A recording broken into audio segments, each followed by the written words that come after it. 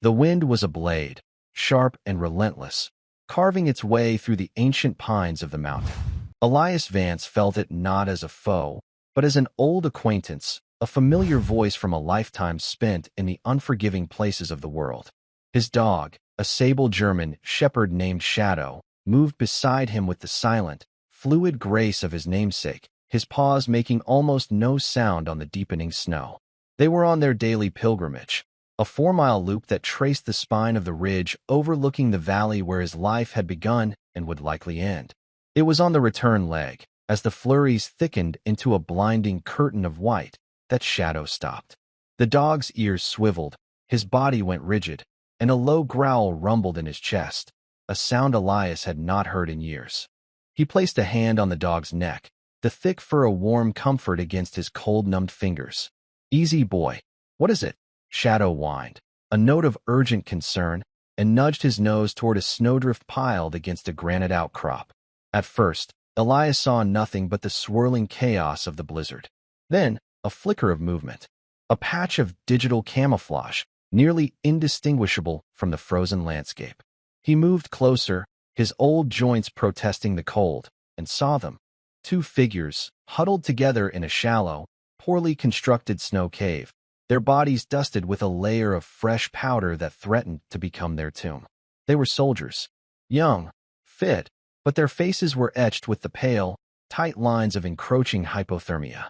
One of them, a woman with sergeant's stripes barely visible on her sleeve, looked up, her eyes hard and sharp despite the cold. "This is a restricted military training area, sir. You are trespassing.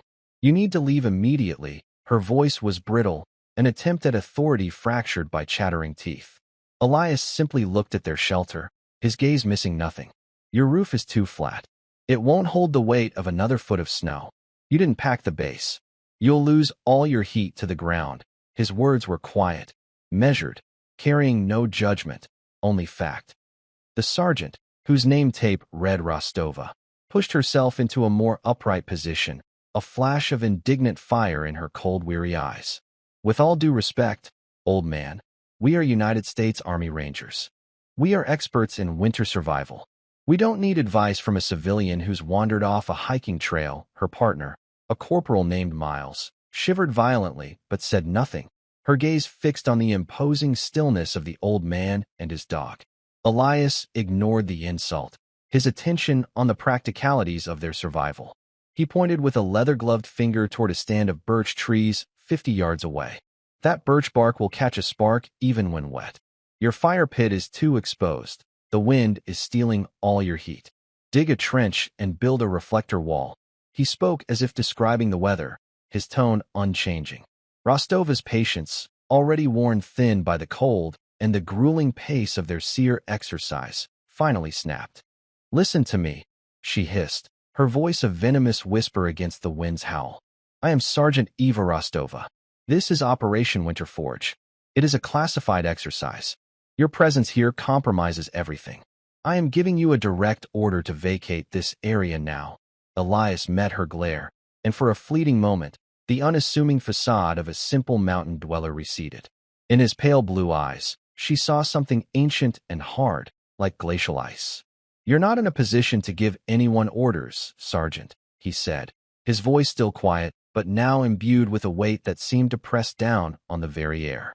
"You're about 6 hours from mission failure, 4 hours from frostbite, maybe 2 from making a mistake that gets your partner killed. Your pride is a liability you can't afford right now." The directness of the assessment struck Rostova with the force of a physical blow, leaving her momentarily speechless.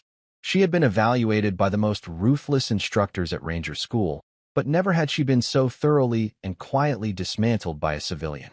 Miles looked from the sergeant to the old man, a flicker of doubt crossing her face. The dog, Shadow, had not moved, his intelligent eyes fixed on Rostova, as if waiting for her to recognize the monumental error she was making. The storm, as if sensing the rising tension, intensified its assault.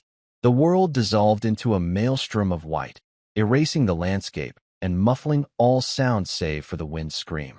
Rostova, driven by a mixture of protocol, arrogance, and a growing, unacknowledged fear, made a decision. She could not allow this civilian to wander off and die in the blizzard, a black mark on her record. Nor could she abide his quiet, infuriating competence. He was an unknown variable, a contamination in her controlled environment. "All right, that's it," she declared, her voice raised to cut through the gale. "You're a civilian liability. You and your dog are coming with us. We're taking you to the temporary base at the ranger station. We'll consider this a civilian extraction exercise." She was reframing the situation, seizing control through terminology and procedure. It was a pathetic attempt to reclaim the authority that had been so effortlessly undermined. Elias didn't move. He simply stood there, a bulwark against the storm, his gaze fixed on her. "That's a mistake, Sergeant. The only mistake was you coming up here," she retorted, pulling herself to her feet with a grunt of effort. "Miles, get on your feet. We're moving out." Corporal Miles struggled to stand, her limbs stiff and unresponsive. The old man watched her, a flicker of something that might have been pity in his eyes. He unslung the small, worn canvas pack from his own back. From it, he produced a small, silver thermos and 2 tin cups. He poured a steaming, fragrant liquid into each. "Drink this," he said, offering one to each woman. "Pine needle tea, vitamin C, and it's hot." Rostova stared at the cup as if it were a snake. "I'm not accepting unauthorized sustenance from a civilian." But Miles, her body crying out for warmth, reached out a trembling hand and took the cup. The heat seeped into her gloves, a small miracle. She took a sip, the hot, resinous liquid a shock of life to her system. Elias looked at Rostova, holding the other cup out. "Your soldier knows what she needs to survive. Do you?" For a long, tense moment, the sergeant's pride warred with the primal instinct for warmth. Finally, with a curse under her breath, she snatched the cup and downed the tea in 3 quick gulps. The heat was undeniable, a small victory for the old man that infuriated her all the more. The trek to the ranger station was a brutal ordeal. Rostova insisted on taking point, breaking trail through the thigh-deep snow, pushing herself to the point of exhaustion to prove a point that was lost on everyone but herself. Elias followed at a steady, unhurried pace, his movements economical and sure-footed, as if he were part of the mountain itself. Shadow moved effortlessly beside him. Miles, revived slightly by the tea, struggled in the rear. Twice, she stumbled and fell, and twice, it was Elias, not her sergeant, who was there to help her up, his grip surprisingly strong, his words a quiet encouragement. By the time the faint, welcoming lights of the ranger station appeared through the swirling snow, Rostova was running on pure, spiteful adrenaline. She burst through the door into the warmth and light of the main common room, a small collection of other soldiers and a young park ranger looking up in surprise. "I have a civilian interference to report," Rostova announced, her voice loud and commanding in the enclosed space. This man, unidentified, was found trespassing in the designated training sector, compromising a critical SEER exercise. He is potentially disoriented, and his presence posed a significant risk to himself and my team. She gestured dismissively at Elias, who stood silently by the door, snow melting from his old coat and pooling at his feet. Shadow sat patiently beside him, his tail giving a single, soft thump on the wooden floor. The young park ranger, a man named Ben Carter, approached them cautiously. "Sir, can I see some identification, please?" Elias nodded slowly, reaching into his coat. He moved with a deliberate slowness that Rostova interpreted as the frailty of age, but Ben, watching closely, saw an economy of motion, a lack of any wasted energy.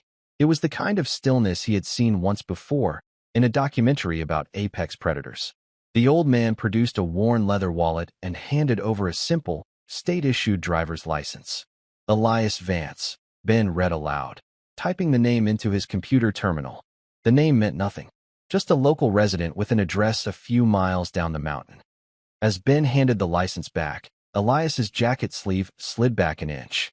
On the weathered skin of his forearm, Ben saw the faint, blurred lines of an old tattoo, a winged dagger beneath a skull. It was a common enough military design, almost a cliché. But then his eyes were drawn to something else, something small, an unassuming pin to the lapel of the old man's coat. It was a tiny, tarnished silver pin, no bigger than a thumbnail. The details were worn smooth with time, But under the station's fluorescent lights, Ben could just make out the shape, the snarling head of a wolf. A memory surfaced, unbidden, from a dusty history lecture during his training. It was a lesson on the region, on the various military units that had trained in these mountains over the decades. The instructor had mentioned a ghost unit, a nearly mythical group from the Vietnam era, a long-range reconnaissance patrol that had operated under a classified name. They were known as the Ghosts of the Highlands, and their unofficial insignia, worn only by the original members, was a simple silver wolf's head. The instructor had dismissed it as a local legend, a campfire story. But looking at the pin, and at the impossible calm of the old man wearing it, Ben felt a sudden, sickening jolt of certainty. He looked back at Sergeant Rostova, who was now preening slightly, basking in the perceived success of her extraction, and a cold dread began to pool in his stomach. He was witnessing a catastrophic failure of respect, a train wreck of arrogance and ignorance unfolding in slow motion. He had to do something. The system returned no flags for Elias Vance. "He's clear," Ben said, his voice a little tight. Rostova scoffed. "Clear or not, he needs to be contained until this storm passes and we can have him properly escorted off the mountain. He's a menace." Ben felt his heart pounding. He knew the protocol for unusual circumstances involving the training areas. It was a protocol that had never, ever been used. While Rostova continued her self-important debrief to the other soldiers, Ben slipped behind the main desk, his movements quiet and deliberate. He picked up the secure satellite phone, a direct line reserved for emergencies. His supervisor had once told him, "If you ever have to use that red phone, son, it means God himself is coming down to this mountain." He hesitated for a second, then dialed the number he had been ordered to memorize, a direct line to a command office at Fort Bragg. The voice that answered was crisp, professional, and bored. "Operations, Sergeant Miller speaking." Ben took a deep breath. "This is Ranger Ben Carter at Station 7, Mount Atticus National Forest. I need to report a possible Code Gray situation." There was a pause on the other end. A Code Gray was a designation so obscure it was practically theoretical. It meant contact with a Tier 0 asset, a living legend operating outside the normal chain of command. "Specify, Ranger Carter," the voice said, the boredom instantly gone, replaced by a sharp, focused intensity. "We have a civilian here, an old man. Name of Elias Vance. He was brought in by a ranger team from the Winter Forge exercise. Sir, he's wearing a silver wolf's head pin." The silence on the other end of the line was absolute. Ben could hear the faint crackle of the satellite connection, a sound that suddenly seemed terrifyingly loud. For a full 10 seconds, nothing. Then, the voice came back, stripped of all formality, filled with something that sounded like awe and panic. "Son, are you absolutely certain?" "Yes, sir." On his coat lapel, another pause, shorter this time. "What is your exact grid coordinate? Do not let that man leave your sight. Do not allow anyone to disrespect him. I repeat, do not allow anyone to disrespect him. Help is on the way." The line went dead. Ben hung up the phone, his hand trembling. He looked over at Elias, who had accepted a cup of water and was giving some to his dog. He looked utterly ordinary, and Ben had the terrifying feeling that he had just called in an airstrike on Sergeant Rostova's career. Less than 20 minutes later, they heard it. At first, it was a faint, rhythmic chopping sound, a low thrum that was barely distinguishable from the wind. But it grew steadily, impossibly, becoming a percussive, ground-shaking roar that vibrated through the floorboards of the ranger station. Every soldier in the room, Rostova included, went still, their heads cocked, their training kicking in. That was not a civilian medevac helicopter. The sound was too deep, too powerful. It was the sound of a UH-60 Black Hawk, a war machine, flying low and fast through a near-zero visibility blizzard. It was an insane piece of piloting that bordered on suicidal. Through the windows, they saw its landing lights cut through the swirling snow, illuminating the clearing outside. The helicopter didn't circle. It descended with brutal efficiency, its rotors blasting a hurricane of snow and ice away from the landing zone. The ramp dropped before the skids had even fully settled. A figure emerged, silhouetted against the storm. He was tall and broad-shouldered, wearing an immaculate dress uniform that seemed absurd in the middle of a blizzard. On his shoulders were the twin silver stars of a major general. He moved with a purpose that was terrifying to behold, his polished boots crunching on the snow as he strode directly toward the station. The general didn't bother with the door handle. He slammed the door open with the flat of his hand, the sound echoing like a gunshot. He stepped inside, bringing the cold and the fury of the storm with him. His eyes, the color of cold steel, swept the room, ignoring the stunned soldiers, ignoring the young park ranger, and settled on the quiet old man standing by the wall. General Marcus Thorne, commander of the Army's Special Operations Command, took 3 more steps into the room, stopped precisely 3 feet in front of Elias Vance, and came to attention. He executed the sharpest, most reverent salute Rostova had ever witnessed, a gesture of such profound respect it seemed to suck all the air out of the room. "Colonel Vance, sir." The general's voice boomed, clear and formal. "I apologize for the delay. We came as soon as we heard." The world tilted on its axis. "Colonel? Sir?" Rostova felt the blood drain from her face. Miles looked as though she had seen a ghost. The other soldiers in the room, recognizing the general's rank, snapped to a clumsy, confused attention. General Thorne held his salute for a long, pregnant moment before Elias gave a slight, almost imperceptible nod. Only then did the general drop his hand. He turned his gaze upon Sergeant Rostova, and the warmth of his respect for Elias was replaced by an arctic coldness that promised a world of pain. "Sergeant," he began, his voice dangerously quiet, "do you have any idea who this is?" Rostova could only shake her head, her throat suddenly too tight to form words. "No," the general continued, stepping toward her. "Then allow me to educate you. You are standing in the presence of Colonel Elias, the Shepherd Vance. This man was one of the first 12 operators selected for a unit that you know as Delta Force. Before that, he was a legend in MCVSOG. He wrote the book on long-range surveillance. He wrote the doctrine on survival, evasion, resistance, and escape. The very exercise you are participating in was designed by him, based on his own experiences surviving for 37 days behind enemy lines in North Vietnam after his team was wiped out. Each word was a hammer blow, systematically destroying Rostova's reality. The old man she had berated, the civilian liability she had mocked, was not just a veteran. He was a founding father of the world she so desperately wanted to master. The general wasn't finished. He pointed a rigid finger at the tarnished wolf pin on Elias's coat. "You see this pin, Sergeant? This is the only recognition the members of his first unit, callsign Ghost Wolves, ever received. They operated in places that don't exist on any map, against enemies our country swore we weren't fighting. They were deniable assets. Ghosts. This man is not trespassing on your training area, Sergeant. You are trespassing in his church." General Thorne's voice dropped even lower, becoming a resonant, historical citation that filled every corner of the silent room. In the winter of 1968, during the Tet Offensive, then Captain Vance's recon team was compromised deep in the A Shao Valley. In conditions that make this little snow flurry look like a spring picnic, he evaded 3 enemy battalions for over a month. He carried his wounded radio operator for the last 50 miles, fashioning a sled from bamboo and his own gear. When the rescue chopper finally found them, he had lost 70 pounds, had 2 broken ribs, and was suffering from malaria, but his man was alive. He refused medical evacuation until his entire team, living and dead, was accounted for. He defined the Ranger Creed before it was even written down. He paused, letting the weight of the story settle on them. The land this national forest sits on? It was owned by his family for 200 years.